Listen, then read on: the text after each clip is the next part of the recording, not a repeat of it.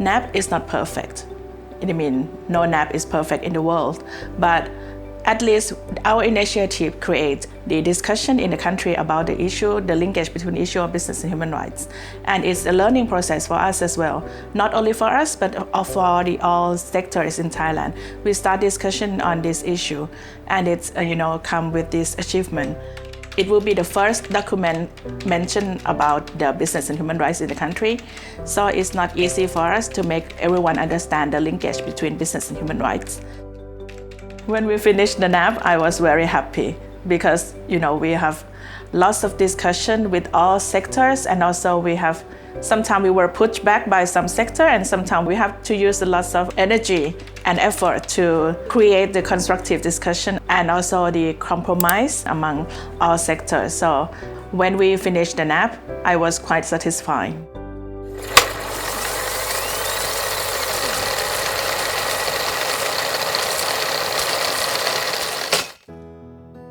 During this time in Thailand, there was an increasing in a number of complaints related to human rights violation by business sectors. We were facing a number of criticisms that we did not do enough to protect and respect human rights. At that time, Thailand has to go to Geneva for the Universal Periodic Review. So at that time, we received a recommendation from Sweden, and one of the recommendations by them is that we have to work on developing the National Action Plan on Business and Human Rights based on the UNGP of United Nations Guiding Principle on Business and Human Rights. We would like to create a more robust standard and ecosystem. So when the opportunity came through the UPR by the suggestion and recommendation from Sweden, the government readily took that recommendation and pledged to undertake the NAP process. The government tasked the Ministry of Justice to work on the implementation and development of the National Action Plan on Business and Human Rights. The first thing that we have to do, of course, me and my team has to study the UNGP and also study the issue of business and human rights in the country.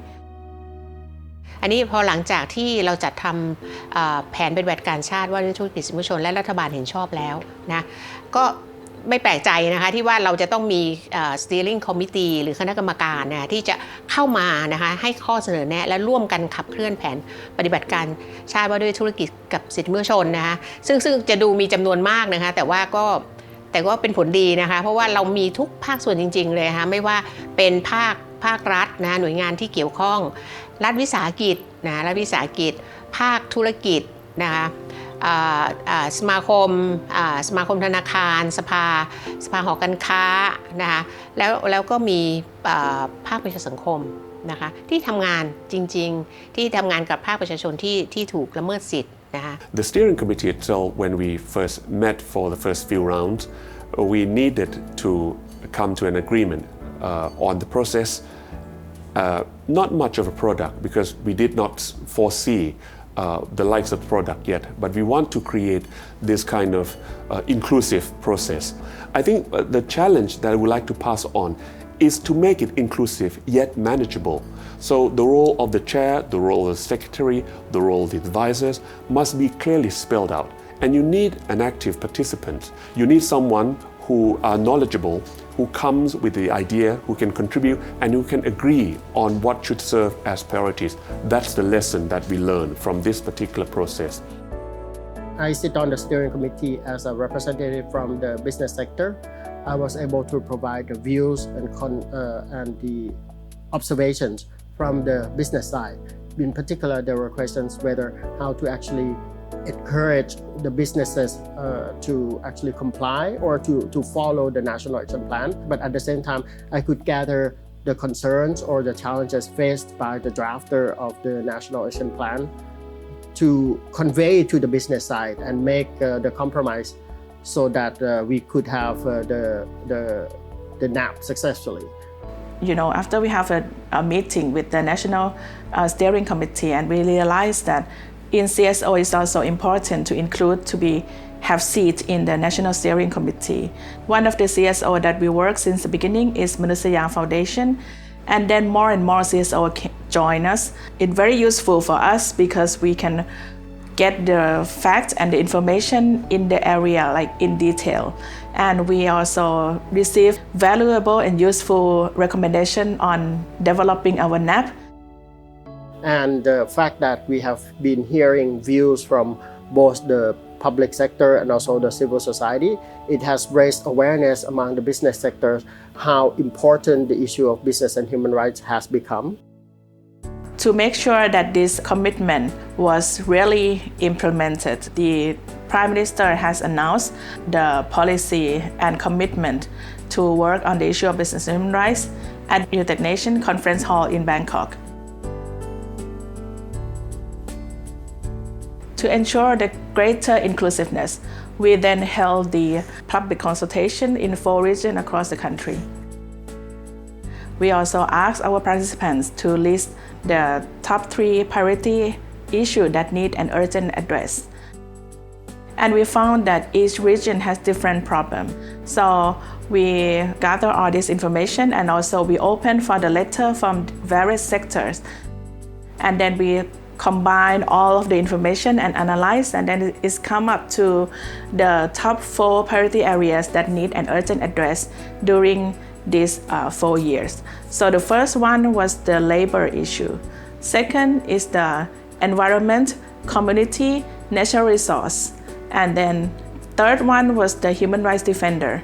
And fourth is the multinational enterprise and cross-border investment. This is the top 4 priority area that need an urgent address for our first NAP. And then we outsourced the consultant to draft the 0 draft for us. After the consultant finished with the 0 draft, we have another round of public consultation. We asked everyone to give a feedback on this 0 draft, but unfortunately, we received lots of negative feedback. So we realized that maybe the best person to draft the NAP should be us. After that, we started the process of drafting the NAP again, and at that time, UN Working Group on Business and Human Rights came to Thailand. The decision was made at the highest level to accept the visit like this. First, governments need to have an open mind. We have to think that we are learning. This is a learning process. There is no one-size-fit approach when drafting a NAP.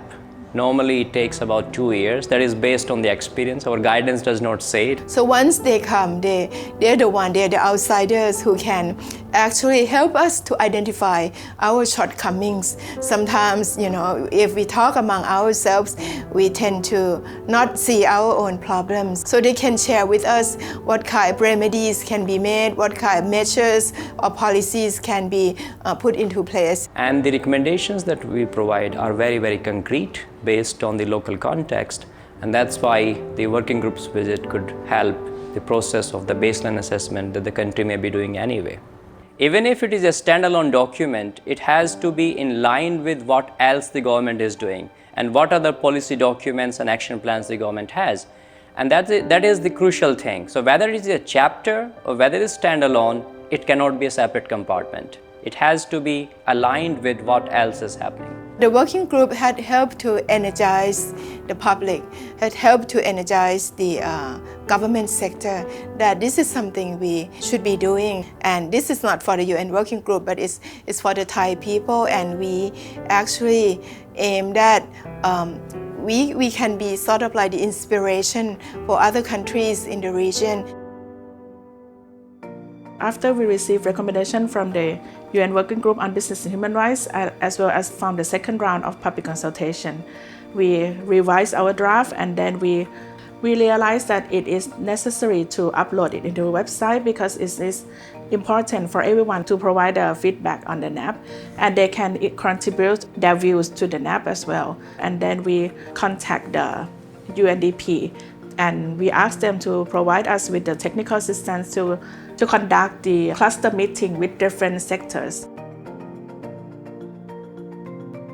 So we have cluster meeting with UN agencies in Thailand, we have cluster meeting with the government sectors, we have cluster meeting with the CSO in Thailand, and we have cluster meeting with business sector and state-owned enterprise in Thailand. UNDP convened a meeting with all the UN actors. Up to 7 agencies were present into a discussion with the government of Thailand where the draft was presented and inputs were given during the discussion. Further to that, all the UN agencies worked through their respective desk offices in providing very detailed recommendations, and there were many recommendations also provided by UNDP in relation to linking the National Action Plan on Business and Human Rights to the 2030 Agenda. After the cluster meeting, we revise the draft again, and then we upload the draft into the website to provide opportunity for everyone to make further comments on the draft. And we actually, at the beginning, we leave it for 1 month, and then we even extend it more to make sure that everyone can access and provide comments. After we receive a number of feedback for the final draft, I myself and my team check all the recommendations, and we talk to the line ministry whether this recommendation is feasible or not feasible. And we revise our draft accordingly, and we try to make sure that all voices are included in the final draft. And we want this draft to actually address the problem in the country. And then we propose it to our minister for approval, and then submit to the cabinet.